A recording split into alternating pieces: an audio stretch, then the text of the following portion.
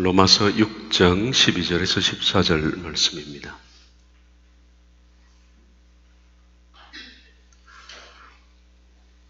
읽겠습니다.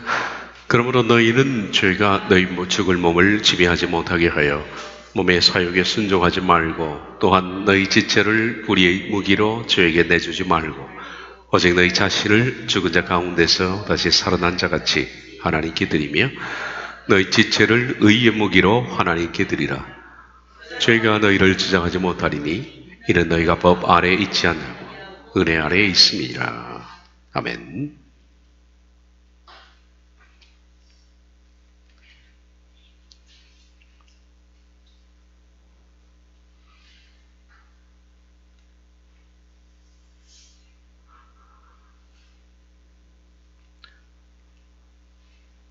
로마서 5장에서 바울은 하나님께서 인간에게 칭의를 부여하려고 했던 이유에 대해서 세 가지로 말씀을 했습니다. 첫째, 모든 인간이 사망에 이르렀기 때문입니다. 그래서 하나님이 긍휼히 여기신 겁니다.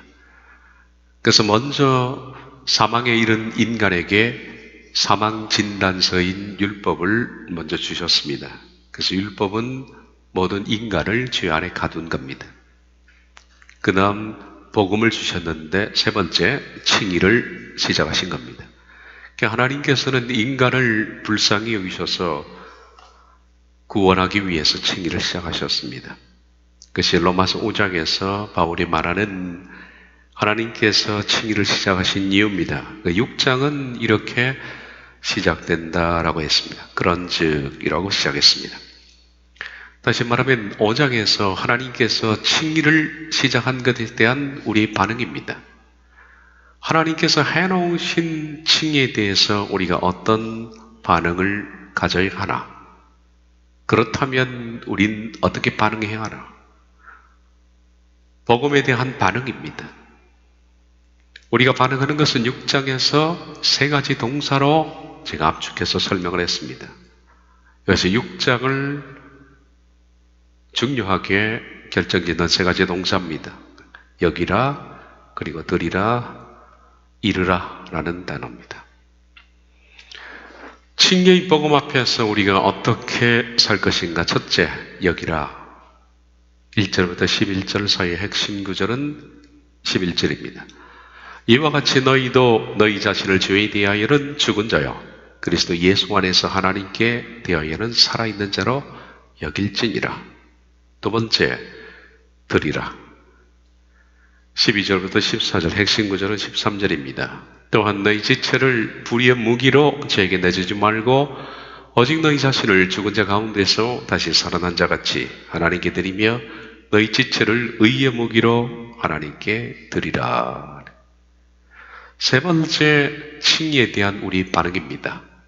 이르라. 15절부터 23절 핵심은 19절 하반절입니다. 이제는 너희 지체를 의에게 종으로 내주어 거룩함에 이르라. 여기고 드리고 이르라. 그것이 칭의에 대한 우리들의 하나님이 요구하시는 반응입니다. 여기라라는 단어에 대해서는 지난 시간에 이 부분을 설명을 했습니다. 여기서는 두 가지 알미 제시됩니다. 그리고 여기도록 결단을 촉구했습니다. 첫 번째 알문, 복음이라는 것은 십자가에서 예수님이 죽으셨다라는 그 사실을 받아들이는 순간 당신도 죽어야 한다는 것을 동의한 것이다. 많은 사람들이 이 복음을 모릅니다. 그저 십자가에서 죽으신 예수님을 박수치고 경배하고 찬양하면 끝난다고 생각하지만은 복음이라는 것은 십자가에서 죽으신 예수님을 내가 믿는 순간에 너도 죽기로 함께 사인한 것이다. 복음은 동참을 요구합니다. 그리고 두 번째 알문, 그렇게 해서 죽으면 살아날 것이다. 이제 세 번째, 결단하라라고 말합니다. 여기라. 이와 같은 두 가지 지식에 근거해서 당신의 삶을 결단해라. 10절부터 11절인데요. 이와 같이 너희도 너희 자신을 죄에 대하여는 죽은 자요 그리스도 예수 안에서 하나님께 대하여는 살아있는 자로 여길지어다. 여기다라는 러기스마이는 깊이 생각해서 결정해서 결론을 내리는 겁니다. 깊이 생각해야 합니다. 두 가지 알에 대해서. 복음을, 우리가 십자가 복음을 받아들이는 순간에 나도 죽기로 결정한 것이다. 내가 죽으면 다시 살아난다. 이제 결단을 촉구하는 겁니다. 깊이 생각하고 그 사실을 이해하고 그 사실을 동의했다면 결론을 내리고 decide는 결정하다라는 뜻이지만은 원래 이 뜻은 잘라내다라는 뜻입니다. 결단은 한쪽을 잘라내는 거죠. 그래서 decide는 잘라내다라는 뜻입니다. 이와 같은 사실에 동의한다면 거기에 부합되지 않는 삶을 잘라내야 합니다. 그리고 그렇게 결론을 내려야 한다. 내 삶은 이제 무엇을 위해서 전력해야 하는가? 옛자의 죽음과 부활을 위해 이제 내 삶을 그렇게 살기로 결단을 해야 한다. 조금 더 망설임 없이 칭의를 향해 걸어야 한다. 지난 시간에 봤던 여기라라는 말씀에 관한 겁니다. 두 번째 오늘 드리라를 봅니다. 12절부터 14절까지 읽었던 본문입니다. 12절부터 14절은 어떤 내용으로 구성되어 있느냐 하면 우리가 첫 번째 여기라에서는 어떤 말씀이었습니까? 첫 번째 지식, 암, 두 번째 암, 그리고 그 사실에 입각한 결단. 드리라라는 것도 마찬가지입니다. 우리가 드리기 위해서는 첫 번째 우리가 부정해야 할 것이 있다. 첫 번째 부정. 그것은 몸의 사욕에 순종하지 말라. 부정해야 합니다. 두 번째 부정, 죄에게 내주지 마라. 따라서 드리라, 이런 결단을 하라는 겁니다. 첫 번째는 여기라가 결단이었죠. 두 번째는 드리라가 결단입니다. 세 번째는 아까 말씀드린 것처럼 첫 번째 했던 이르라가 결단입니다. 여기는 결론이 붙어 있습니다. 만약에 우리가 첫 번째, 두 번째를 부정하고 세 번째 이렇게 결단한다면, 드리기로 결단한다면 죄가 너를 주장하지 못할 것이다 라고 14절에서 말씀을 합니다. 우리 말씀을 보겠습니다. 첫 번째 부정 1. 우리가 온전히 드리기 위해서 부정해야 할 것이 두 가지가 있습니다. 첫 번째, 몸의 사욕에 순종하지 마라 라고 12절 상반절에서 말씀을 하고 있습니다. 그러므로 너희는 죄가 너희 죽을 몸을 지배하지 못하게 하여 몸의 사욕에 순종하지 말고, 그러므로 죽을 수밖에 없는 너희 몸속에서 그 죄가 욕망들에 복종하도록 통치하지 못하게 하라. 욕망들에 복종하도록, 이런 것은 원래는 복종하는 것을 향하도록, 이렇게 번역하면 더 나은 번역이 될 수 있겠습니다. 그러므로 죽을 수밖에 없는 너희 몸속에서, 이 죄는 우리 몸이 죽을 때 함께 죽는 겁니다. 너희 몸속에 있는 죽을 수밖에 없는, 우리 몸은 죽을 수밖에 없는 몸인데 그 속에 죄가 살아있는 동안에 주장합니다. 그 죄가 내 속에서 함께 죽기 전 나를 지배하지 못하도록 해라. 내 속에 있는 욕망들에 복종하지 못하도록. 욕망들에 복종한 다음 그것이 통치하니까 통치하지 못하도록 하라. 이 뜻을 좀 더 깊이 보겠습니다. 우리가 칭의를 향하여 라는 말씀이 두 번째 시간인데요. 칭의를 향해서 가는 것은 우리의 몫입니다. 칭의를 향해서 가고자 하는 사람들은 첫째 여기고, 그리고 두 번째는 드리고, 세 번째는 이르게 되는 겁니다. 그 두 번째를 보고 있는데 드리기 위해서는 두 가지를 먼저 부정해야 한다. 첫 번째 부정은 몸의 사욕에 순종하지 말 것. 이건 날마다 부인해야 합니다. 예수님께서 하신 말씀 가운데 자기를 부인하고 자기 십자가를 지고 자기를 부인하다, 자기를 부인하다에 해당하는 말씀이 될 겁니다. 두 가지입니다. 사욕에 순종하지 마라. 그리고 죄에게 내 자신을 내주지 마라. 그래야만 드릴 수가 있습니다. 이것은 온전히 하나님께 드리기 위한 전제 조건이 됩니다. 이 두 가지가. 만약에 이 둘에 실패한다면, 이 두 가지 부정하는 일에 실패한다면 우리들은 온전히 내 자신을 하나님께 드릴 수가 없습니다. 결단이 안 된다는 겁니다. 그래서 결단 이전에 먼저 두 가지 이 부정을 해야 합니다. 몸의 사욕에 순종하지 말라고 그랬는데, 몸의 사욕으로 번역된 사욕이라는 단어 에피두미아는 에피와 두미아의 합성어입니다. 그 뜻을 좀 더 보자면, 에피는 어디에 초점이 맞춰져 있다라는 뜻입니다. 그러니까 완전히 고정이 되어 있는 겁니다.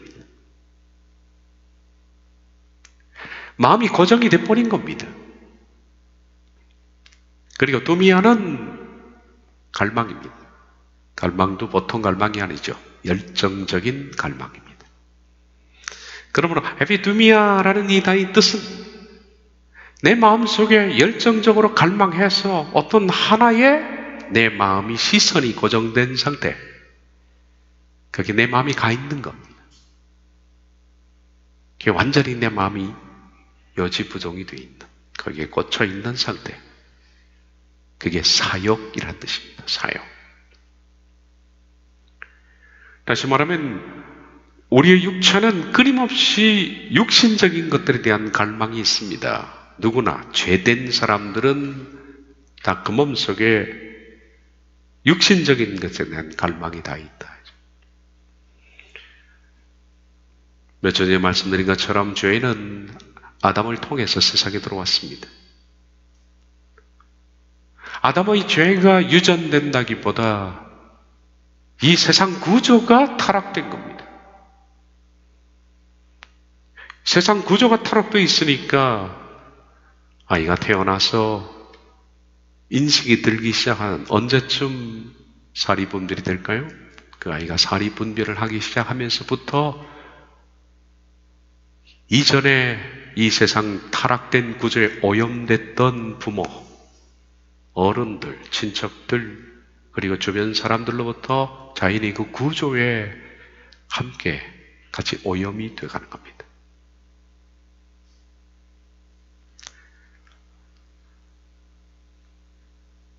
그럼으로써 오염된 세상에서 아이가 성장해 나가면서 자연히 자기도 모르게 또 오염이 됩니다.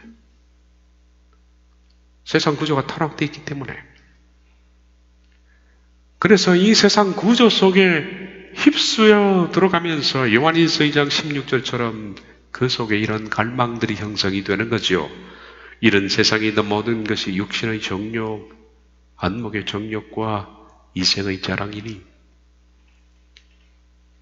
세상이 이런 구조가 되어 있는 겁니다. 육신의 정욕, 안목의 정욕, 그리고 이생의 자랑, 다 아버지께로부터 온 것이 아니요 세상으로부터 온 것이라. 세상이 타락되어 있기 때문에 이런 타락된 구조 속에 한 인간이 태어나서 그 구조에 오염이 되고 그리고 그 구조에 동화되고 자기도 모르는 사이에 이 세 가지 육신의 정욕, 안목의 정욕, 이생의 자랑이 자기의 육체화됩니다. 자기의 성품화되는 거죠. 또 그것이 갈망이 되고 그렇게 해서 시선이 고정이 되는 겁니다. 그러면 절대로 칭의를 향할 수가 없습니다. 여러분, 이렇게 세상의 구조 속에 깊이 젖어 있는 그 사람이 어떻게 칭의를 향해서 갈 수가 있겠습니까? 그러니 그 사람이 칭의의 복음을 받아들이는 순간부터는 이 세상에 대해서, 이런 것들에 대해서 못을 막아야만 칭의가 가능한 거 아니겠어요? 그래서 칭의를 향하기 위해서는 먼저 몸의 사욕이라고 불리우는 고정된, 내 마음이 고정된 그 시선, 에피투미아, 어디에 초점이 맞춰져 있는, 내 속에 끊임없는 갈망으로 어디 초점이 맞춰져 있는 거기서부터 우리 눈이 떨어져야 한다. 시선이 바뀌지 않으면 칭의의 복음을 우리 시작할 수가 없는 겁니다. 그러므로 직역부문입니다. 그러므로 죽을 수밖에 없는 너희 몸속에서 그 죄가 욕망들에 복종하는 것을 향하도록 통치하지 못하게 하라. 모든 사람들 속에 죄의 구조 속에서 오는 그 자신이 학습된 그 욕망, 너도 나도 다 그러니까 어른들이 그래 왔고 세상의 구조가 그래 왔고 주변 사람들이 다 그래 왔으니까 나도 모르게 그렇게 욕망을 가진 거기서부터 그것이 나를 통치하지 못하도록 하는 것이 칭의를 향한 부정해야 할 첫 번째입니다. 죄라는 것은 우리가 욕망들에 복종하도록 요구합니다. 죄는 먼저 우리가 우리 속에 있는 욕망에 복종하도록 합니다. 만약에 욕망에 복종되면 그 다음에 뭐가 되느냐? 죄는 우리를 통치하기 시작하는 겁니다. 단계가 복종, 통치입니다. 가장 기초적인 원론이 뭐냐? 이 욕망을 컨트롤해야 되는 거예요. 욕망에 복종하지 않도록 해야 되는 것이고 욕망에 복종하지 않는 것에 실패하면 그 다음부터는 죄가 우리를 통치하게 되어 있다. 그러면 욕망에 복종한다는 이 복종이라는 뜻이 재밌습니다. 복종이라는 것은 휘파쿠오라는 뜻은 아래에서 듣다라는 뜻입니다.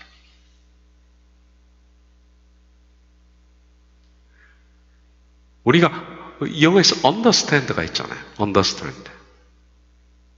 이해하다라는 뜻인데 원래 이 뜻은 그 사람보다 아래에 서 있다라는 뜻이에요. 그러니까 밑에서 위를 쳐다보는 것이 understand. 다시 말해서 위에 있는 밑에서 위를 본다는 것은 뭐죠? 그를 존경한다는 겁니다. 그리고 청종하는 마음이 있는 거죠. 그래서 그분이 혹은 그 일이 내게 시키는 것을 복종하는 자세로 서 있을 때 뭐가 됩니까? 이해가 되는 거예요. 그 이해라는 것은 하나님 앞에서 이해를 하려면 하나님에 대해서 복종하는 자세, understand여야만 이해가 되는 거예요. 마찬가지로 비슷한 뜻입니다. 복종이라는 뜻은 밑에서 듣는 겁니다. 밑에 서서 듣는 겁니다. 왜 밑에 서 있을까요? 위에서 말씀을 전하는 자를 절대 신뢰하는, 어떤 그것에 대해서 절대 공감하고 그것을 아주 마음속으로 받아들이려는 그 자세를 가지고 열린 마음으로 듣는 이것이 복종이라는 거예요. 욕망에 복종하는 사람들은 욕망의 소리가 달아요. 욕망의 소리가 좋은 겁니다. 인간의 욕망이 이루는 얘기들, 그래서 물질이든 뭐든 간에 이 세상에 육신의 정력, 안목의 정력, 이생의 자랑 이런 얘기들을 남들이 그런 것들을 성취해내고 그런 것들을 이루고 그런 것들을 가졌다 그러면 부러움을 갖는 거예요. 나도 그렇게 돼봤으면 좋겠다. 열린 마음으로 그런 얘기를 underhear 하는 거예요. 밑에서 듣는 거예요. 그게 바로 어떤 상태냐? 욕망에 복종된 상태입니다. 친구들의 얘기, 세상사의 얘기들, 내가 갖고 싶은 것들을 이미 가진 사람들, 그런 것들이 부러움의 대상이 되고 그런 것들이 밑에서 위를 쳐다보는 존경의 대상이 되고 신망의 대상이 된다면 당신은 욕망의 정복이 된 겁니다. 욕망 밑에서 듣고 있으니까 달콤한 소리에 귀를 기울이고 마음을 두고 감정을 두는 겁니다. 그것이 under hearing입니다. 복종하는 겁니다. 그렇게 되면 다음에 어떻게 될까요? 통치하지 못하게 하라 했는데 그 상태가 지속되면 통치가 됩니다. 통치는 어떤 상태입니까? 복종은 밑에서 듣는 상태고 통치는 완전히 장악한 상태가 됩니다. 산상문에서 제가 하나님의 나라 할 때 나라가 바실로이아라고 불렀습니다. 바실루이오 그 동사입니다. 바실로이아는 왕이 독재하는 나라입니다. 왕이 다스리는 나라, 왕이 곧 법입니다. 마찬가지로 통치라는 것은 왕이 다스리는 겁니다. 다시 말하면 욕망을 복종하는 것을 컨트롤 못하면 그 다음엔 죄의 종이 되는 겁니다. 죄가 왕이요, 마귀가 왕이요, 그는 백성이 되는 겁니다. 완전히 장악된 이 단계에서는 자신의 마음이 완전히 죄의 지배를 받는 상태가 된다. 그러므로 오늘 이 말씀 속에는 욕망, 복종, 통치 이 세 단계가 이루어지는 겁니다. 다시 한번 그 말씀을 보겠습니다. 그러므로 죽을 수밖에 없는 너희 몸속에서 그 죄가 욕망들에게 복종하도록 통치하지 못하게 하라는 뜻은 가만히 내버려 두면 욕망에 복종하고 좀 더 진행하면 통치가 이루어진다. 그러니까 애초에 욕망부터 차단을 해야 됩니다. 욕망은 뭐라고 그랬습니까? 내 마음이 열정적으로 고정되어 있는 것. 눈을 떼는 것부터 해야 돼요. 눈을 떼는 것부터. 나그네는 사는 동네로부터 눈을 떼는 것부터 나그네가 시작되는 거지 눈 고정하고 있으면 나그네가 안 되거든요. 이것을 첫 번째 부인해야 됩니다. 두 번째, 부정은 죄에게 내주지 말라라는 것이 두 번째 부정입니다. 13절 상반절 또한 너희 지체를 불의 무기로 죄에게 내주지 말고 이 두 가지가 되어야만 드릴 수가 있는 겁니다. 너희는 너희 지체들을 불의의 무기들로 바치지 말라. 근데 여기 부정 1은 자기 자신에 관한 것이죠. 내 자신을 욕망에게 내주지 마라. 좀 더 진행되면 어떻게 됩니까? 통치가 되잖아요. 내 자신에 관한 겁니다. 그런데 여기 부정 2, 여기 부정 2네요. 1이 아니고. 잘못 썼습니다. 부정 2는 한 단계 더 나가서 부정 1은 자기가 완전히 욕망과 죄의 통치를 받는 상태고 부정 2는 죄에게 완전히 잡혀서 다른 사람을 타락시키는 무기가 되는 겁니다. 죄의 도구의 상태로 발전되는 겁니다. 마귀는 부정 1의 단계에서 그를 놔주지 않습니다. 반드시 사용합니다. 2의 단계로 끌고 갑니다. 그러니까 치명적인 단계인데 부정 2의 단계는 자기가 장악될 뿐만 아니라 다른 사람을 타락시키는 불의 무기들이 되는 거예요. 얼마나 큰 심각한 죄입니까? 사탄은 아주 점진적으로 사람을 종으로 만들어 나가는데 먼저 자기 자신을 종으로 만들 때 욕망에 복종하게 만들고 또 나가서는 통치하게 만드는데 그 다음 단계는 그 사람을 다른 사람을 타락시키는 불의의 무기까지도 만들어버린다. 이제. 여기 무기라고 번역된 단어는 도구나 장비입니다. 그런데 이 단어가 군사적인 용어입니다. 그래서 무기는 여기서 사람을 죽이는 칼, 창, 활 이것으로 이해하면 됩니다. 다른 사람을 죽이는 도구, 다른 사람을 죽이는 장비 뭐가 있겠습니까? 고대에는 칼, 창, 활입니다.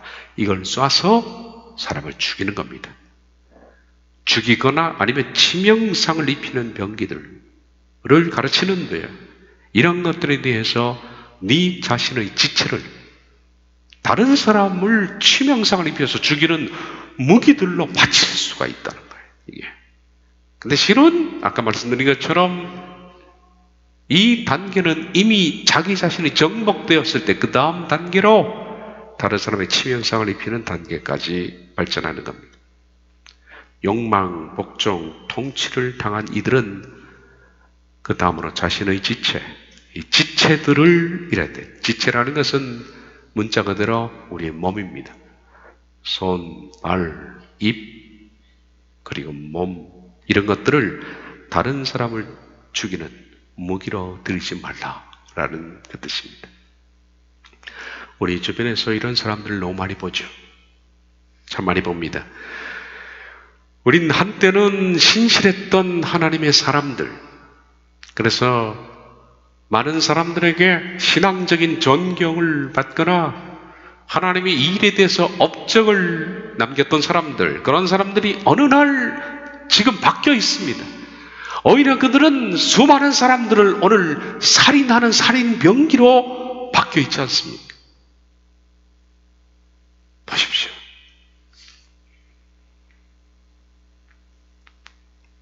한때 복음의 대명사였던 그 사람이 이제는 살인병기의 대명사가 됐습니다. 자기뿐만 아니라 수많은 사람들을 살해하는 무기로 바뀐 겁니다.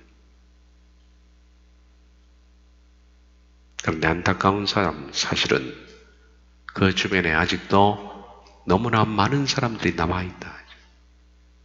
판단력이 결핍된 수많은 사람들이 여전히 그를 신뢰하고 따른다는 겁니다. 이것이 문제입니다. 그래서 그의 지체들,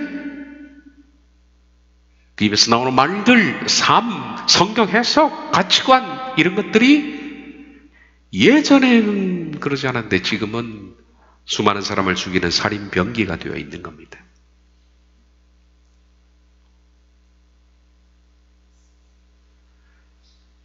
구체적인 예를 들지 않더라도 너무나 많은 샘플들이 있으니까 마태복음 15장 14절에 예수께서 하신 말씀처럼 만일 맹인이 맹인을 인도하면 둘 다 구덩이에 빠지리라. 수많은 맹인들이 그 곁에서 함께 구덩이를 향해서 걸어가고 있다. 사탄은 예전에 하나님의 신실한 사람들을 이제는 살인병기로 사용합니다. 그런데 문제는 지금도 자기 자신도 모르고 그를 따르는 대중들도 역시 모릅니다. 역시 모릅니다. 가룟 유다가 자기가 사탄이 자기 속에 들어가니라 그랬죠. 가룟 유다가 그 속에 예수를 팔 생각을 넣었더니, 요한복음에서 예수를 팔 생각을 넣었더니 아나니아와 삽비라 속에 예전에 약속했던 것이 이제는 아까워서, 물질이 아까워서 속이고자 하는 마음을 사탄이 집어넣습니다. 가룟 유다한테 물어보십시오. 당신 지금 사탄이 당신 속에 들어온 걸 압니까? 유다가 뭐라 할까요? 천만에요. 무슨 얘기합니까?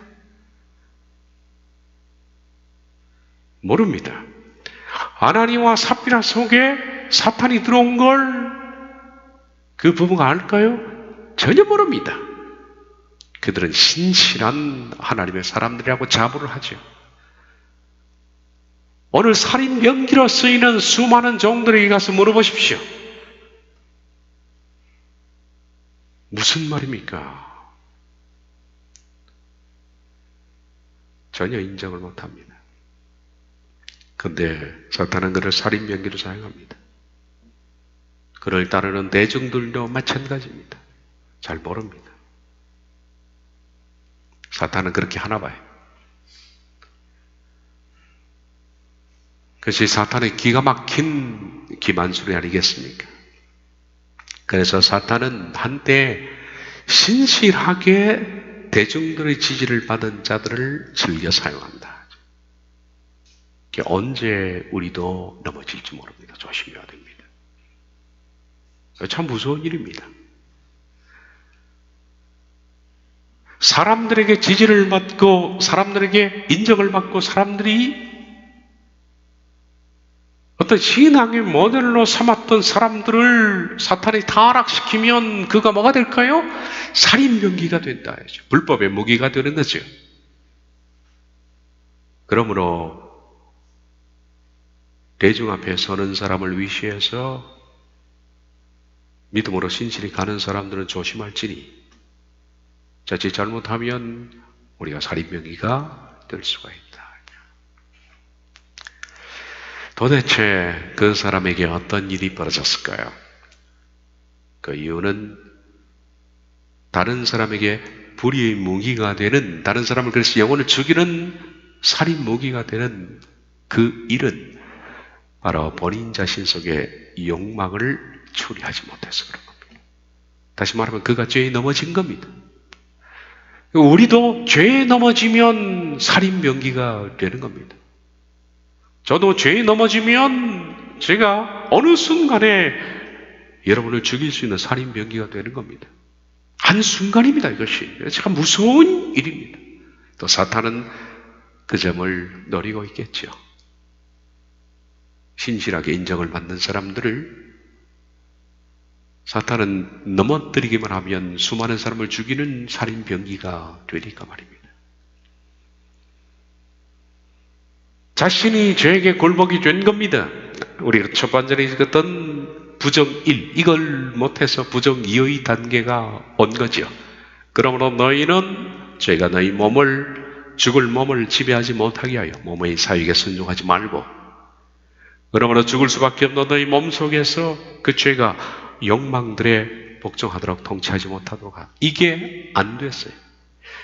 부정 1이 안 되니까 부정 2가 오는 겁니다. 다른 사람에게 불의의 무기가 되는 겁니다. 해서 부정 1의 가장 근원이 뭡니까? 욕망의 문제입니다. 이건 저를 위해서 우리 모두가 해당되는 문제입니다. 욕망을 통치하지 못하면, 욕망과의 싸움에서 우리가 이기지 못하면 내 자신이 칭의를 향해서 결코 한 걸음도 걸어갈 수가 없고, 잘못하면 살인병기 역할을 할 수가 있다.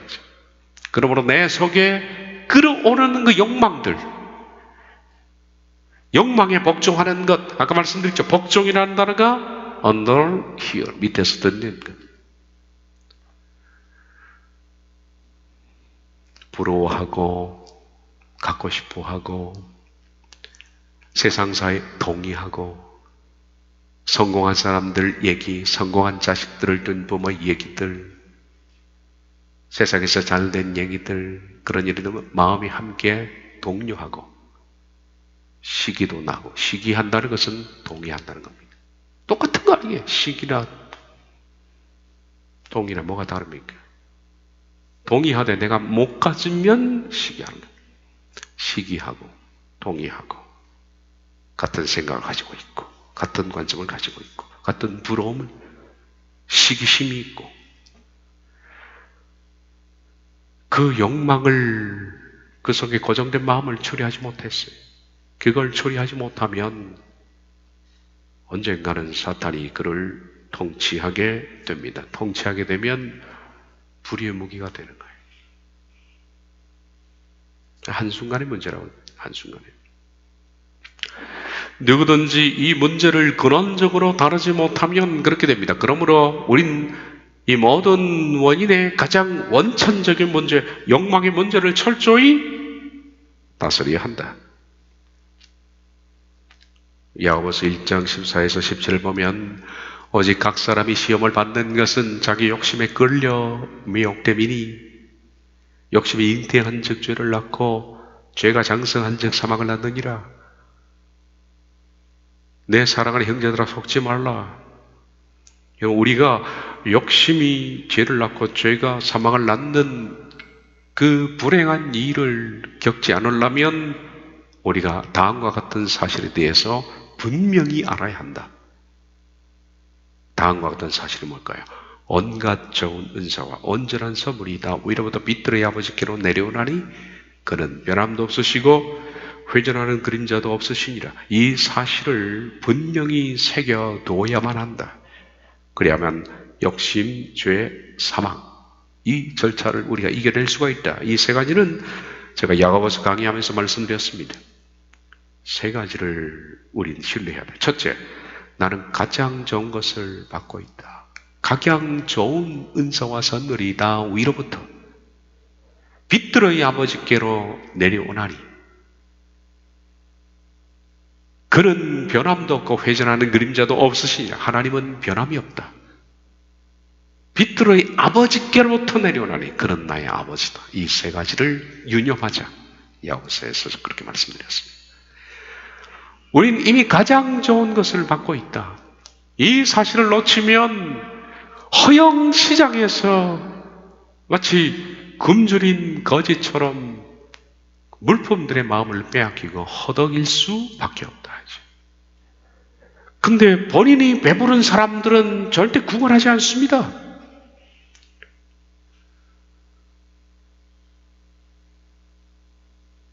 사랑에 굶주리고 육신이 배고프고 그래 보십시오. 그러면 마음 뺏기고 몸 뺏기고 그리고 심지어는 영혼 뺏기지 않습니까? 굶주리기 때문에 그렇습니다. 그런데 만족하는 사람들은 절대로 허튼 짓을 하지 않는다.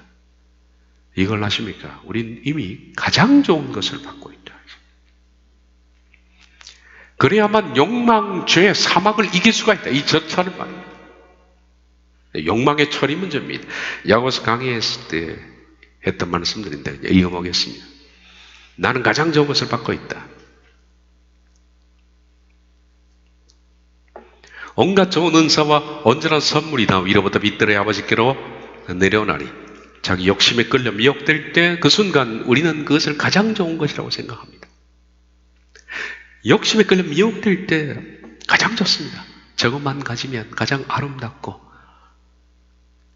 저 사람과 함께라면 가장 행복하고 가장 풍요롭고 가장 인간적이라고 생각합니다. 미끼는 항상 맛있게 보이는 겁니다. 그러나 미끼는 그 속에는 날카로운 아가리를 깨는 바늘이 들어있고 사탄이 사람을 유혹할 때는 아가리를 깨는 바늘에 꿀을 발라 미혹합니다. 꿀을 빠는 자는 죄의 바늘에 낚아채는 겁니다. 그게 한순간입니다.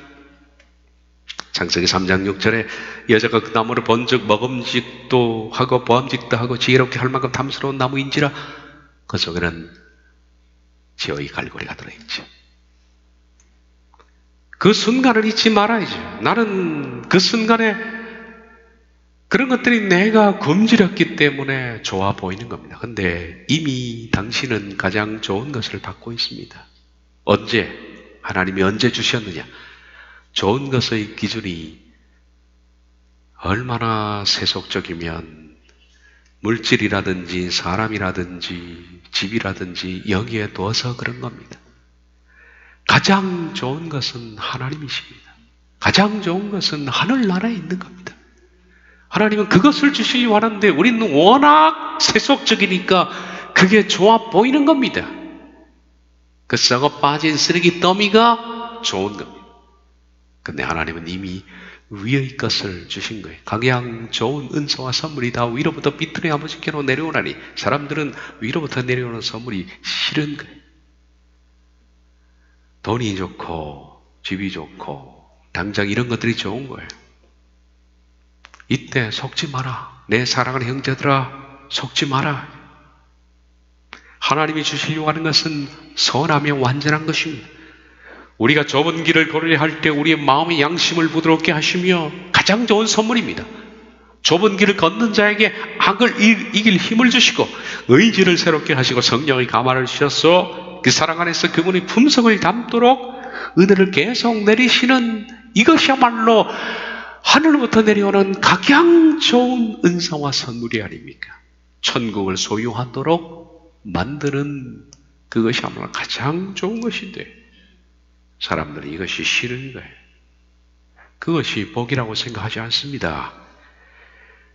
그래서 먹음직, 보암직, 탐스러운 것에 마음을 둔 거예요.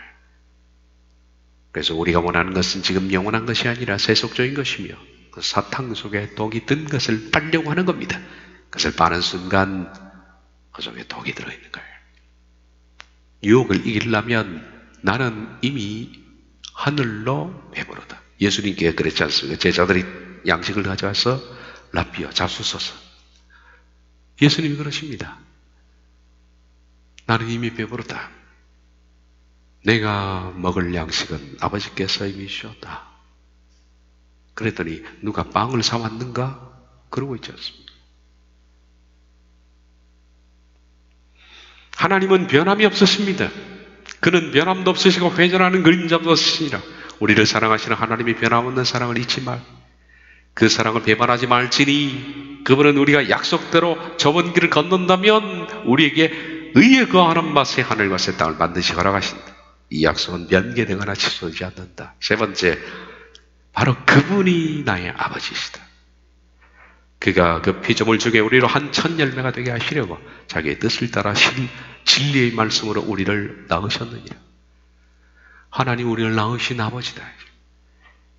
우리를 낳기 위해서 그분은 아들 예수님을 보내셔서 십자가에 죽게 하셨다. 성령님을 통해서 우리를 그 복음을 알 수 있게 하셨다.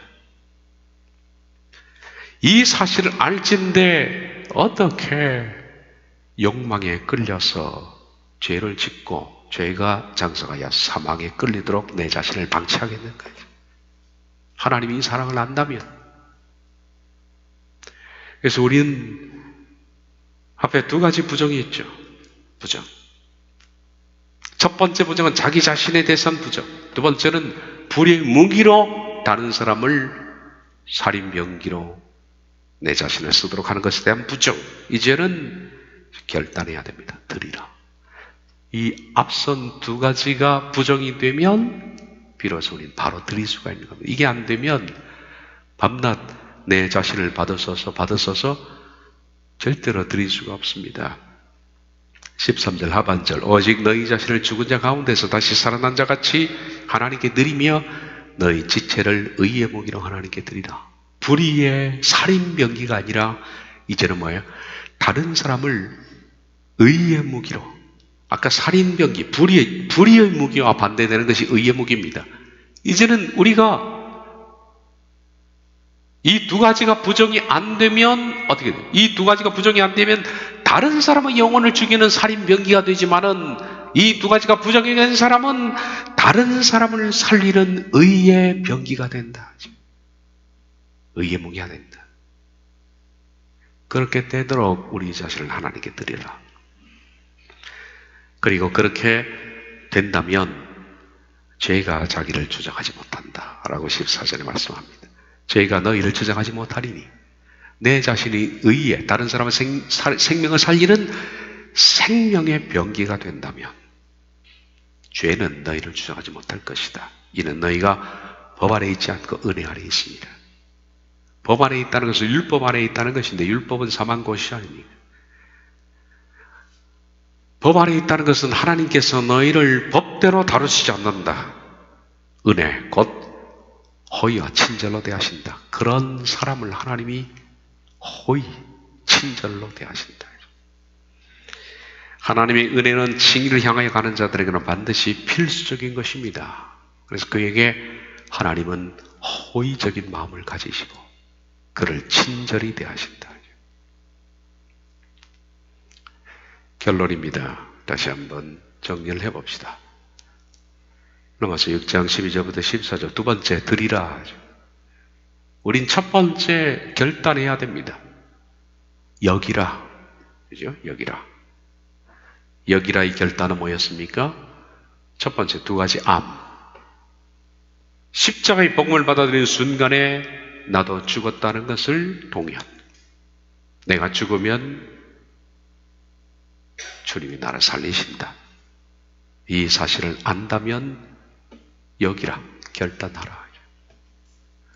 두 번째 결단은 드리는 결단입니다. 뭘로? 다른 사람의 생명을 살리는 생명의 병기로 내가 써야겠다. 내 자신을 그렇게 드릴 수 있어야 됩니다. 그러려면 먼저 두 가지를 부정해야 된다. 내 속에 욕망이 나를 주장하지 못하도록 끊임없이 전투하고 싸워야 합니다. 욕망이 나를 주장하는 순간에 우리들은 욕망의 포로가 되고, 그리고 그가 나를 통치한다.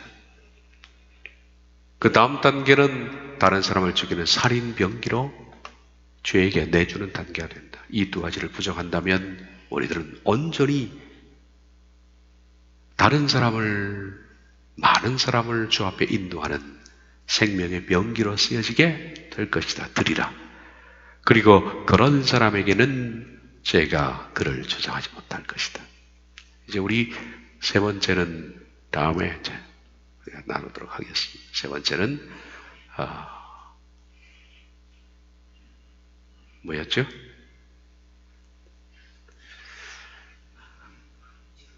이루라. 이루라네. 아직 안 했으니까 기억이 안 나나 봐요. 이제 세 번째는 다음에 우리가 수요 강좌할 때 이루라 라는 말씀. 세 가지 동사를 꼭 기억하십시오. 여기라, 드리라, 이루라. 기도하겠습니다.